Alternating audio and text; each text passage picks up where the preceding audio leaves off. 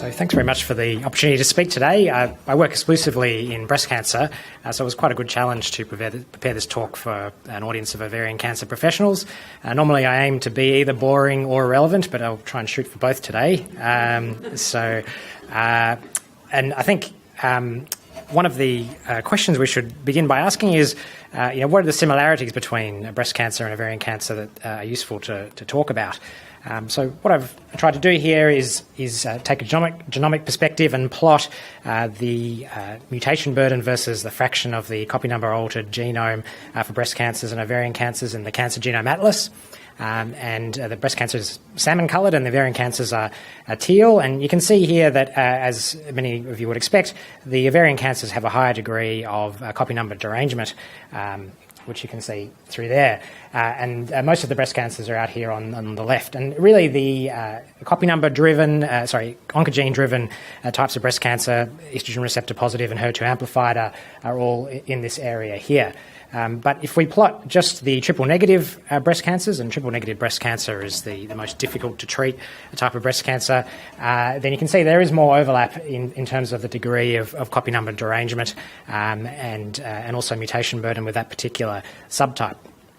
There was a recent study from the pan-cancer group from TCGA data that looked at a more formal analysis of this.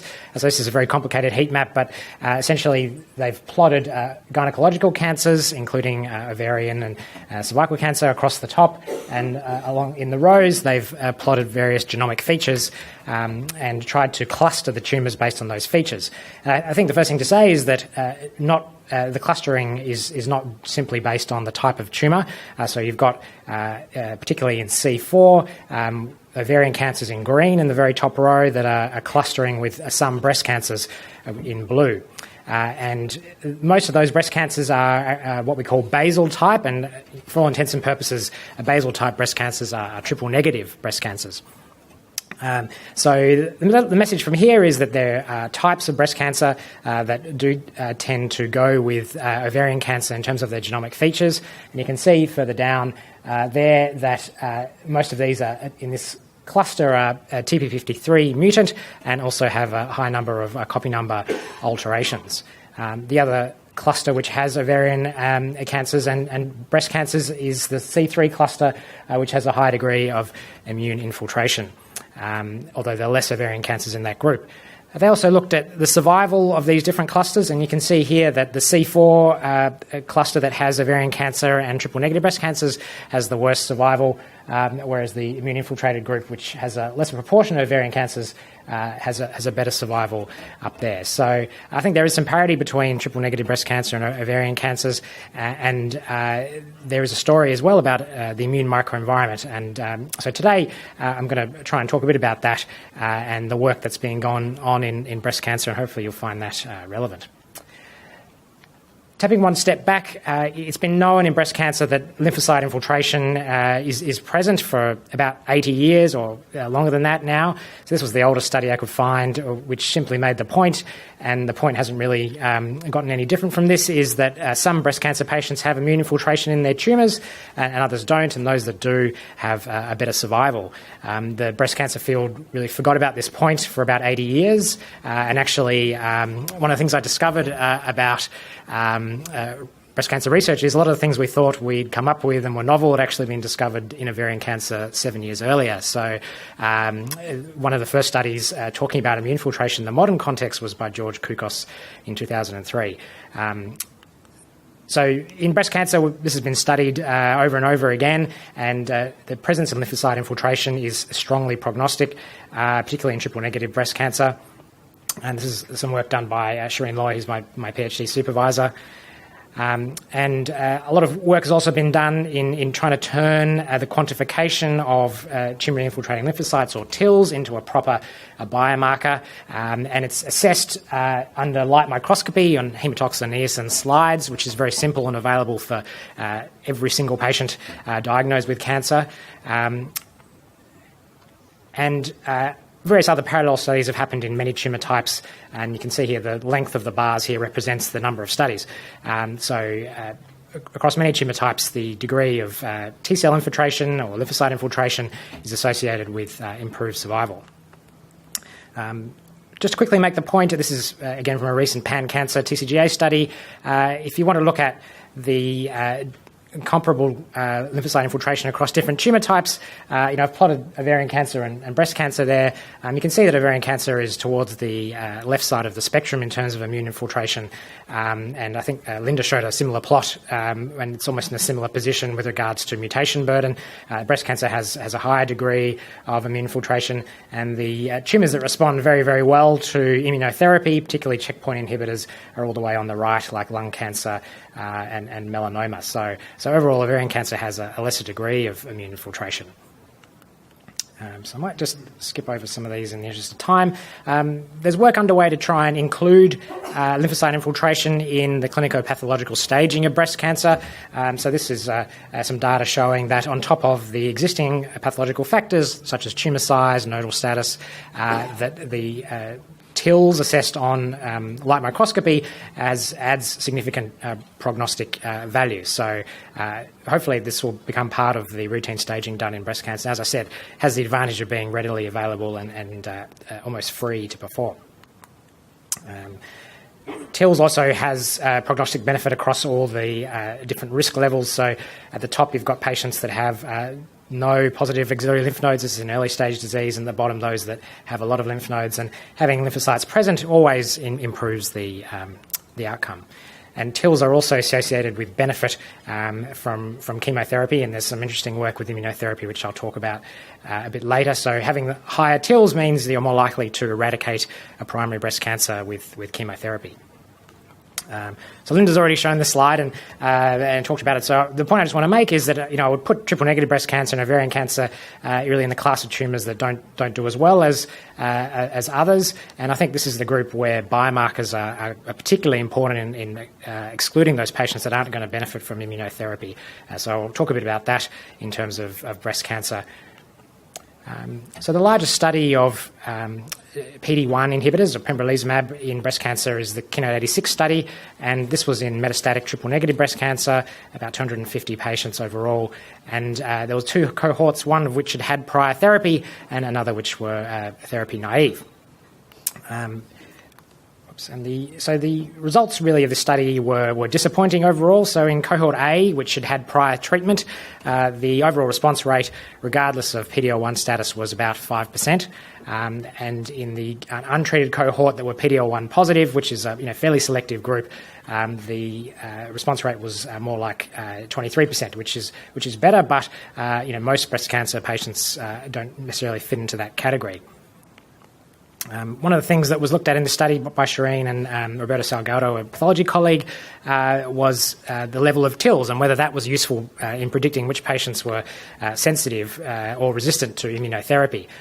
So just to make the point that patients in this study had biopsies of primary tumours or metastatic disease, and there was quite a lot of variability by anatomical site in the degree of immune infiltration, but generally lung and breast lesions had the highest degree of TILs.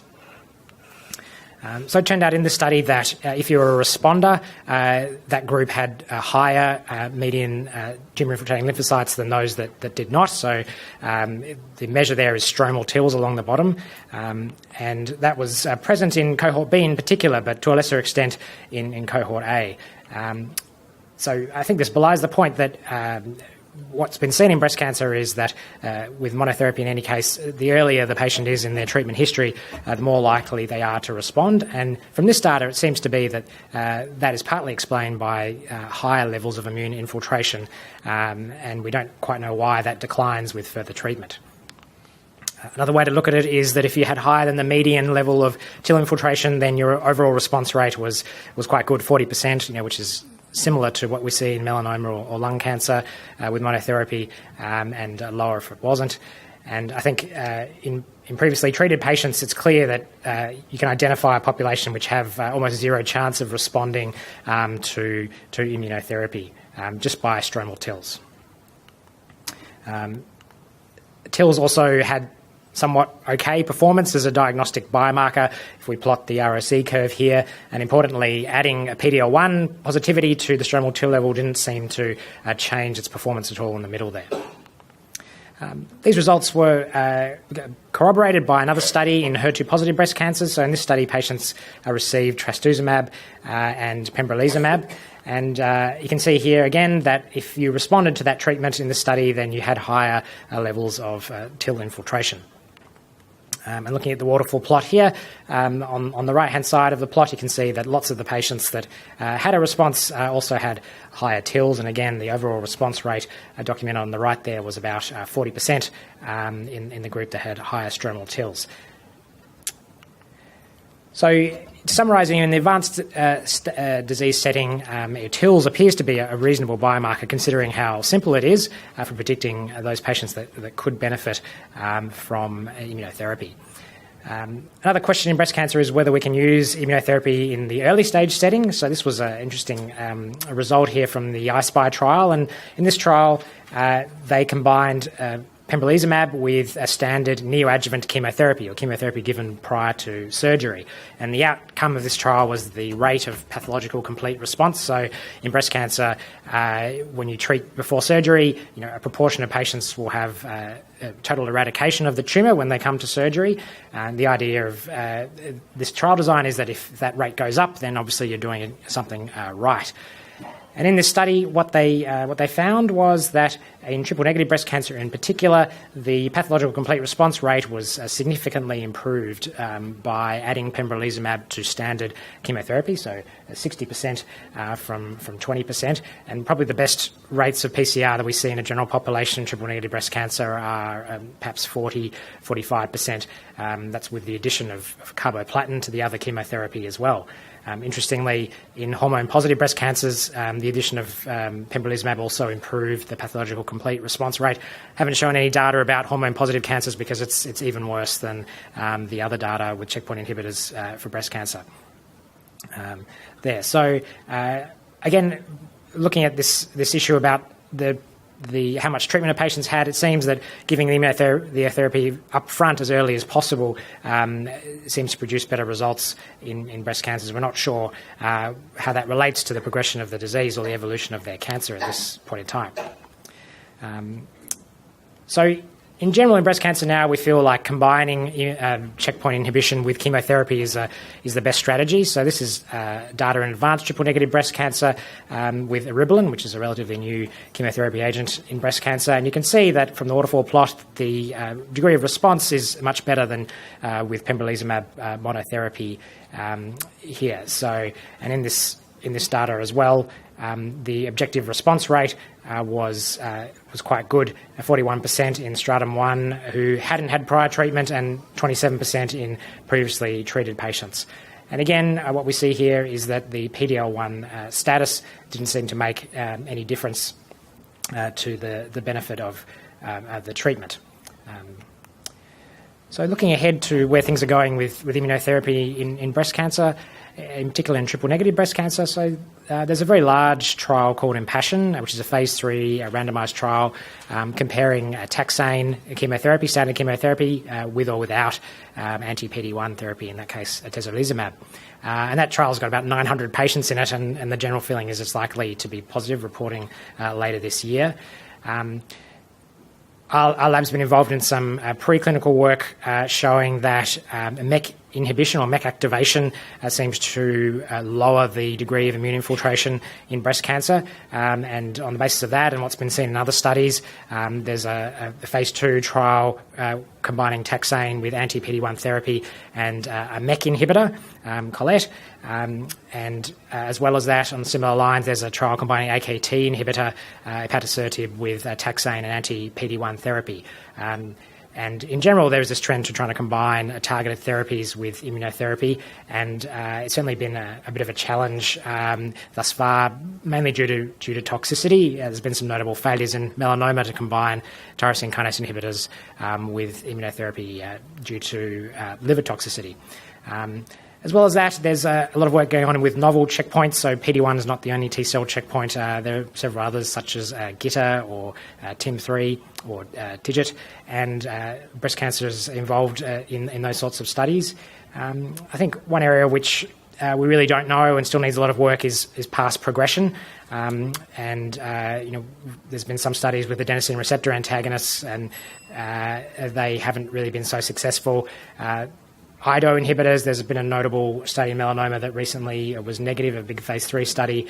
So that's really the area where, as we saw earlier, they seem to be more immunodepleted, and that really predicts even more for resistance to immunotherapy here. So, but certainly combinations, as has been mentioned already, seem to be the way forward at this point in time. But with regards to biomarkers, I just, for the last bit, want to talk about the fact that, TILs is really the simplest immune biomarker you could possibly come up with. Some of the work I've been involved with, along with Balaji Virasamy, who's a proper scientist in my lab, has been trying to understand what's going on in the immune microenvironment, particularly with T-cell infiltration. So we've been looking at primary and metastatic breast cancers and trying to understand the other aspects of that infiltrate and what actually makes up that infiltrate. We've done some single-cell sequencing here, which is really a genuinely unbiased way of looking at an immune infiltrate without any prior knowledge. And what we found is that there are actually several different types of T cells that are present in a breast cancer. Not that surprising. There are CD8 positive T cells, there are CD4 positive T cells, and there are these clusters here, some of which we don't really know what they're doing yet. But one of the things I wanted to focus on is that we found evidence of a CD8 TRM cluster, or tissue resident memory T cell cluster, which is a type of a T cell that's been getting a lot of attention lately. And what was intriguing about this cluster was that compared to the effector memory cluster, which has traditionally been the type of T cell thought to mediate a lot of these responses and mediate anti-tumour immunity, the tissue resident cluster actually overexpresses immune checkpoints like PD-1 in particular, but also some others like TIM3 and also cytotoxic molecules here. So it seems that some of the subsets of T cells may actually be more important than in immunotherapy than others that have been previously characterised. This is some immunohistochemistry done by Chris Mintoff, sort of showing that there are these cells that express CD103 and CD8, which are classically the tissue-resident phenotype. And so, of course, we thought this was all quite new, but I just skipped to the last slide. So I actually found that in ovarian cancer 7 years ago, the first study was 7 years ago, this had already been noted that there were these types of T cells that were CD103 positive, had a tissue-resident phenotype, and were also, as you can see up the top right there, seem to be more important in predicting prognosis. And we also found that in breast cancer that a signature we generated from the single-cell data was quite prognostic, more so than just CD8 expression alone, and that TRM signature was able to stratify CD8 levels even further with prognostic importance. So once again, pipped for the post by ovarian cancer, but that's it. Thank you.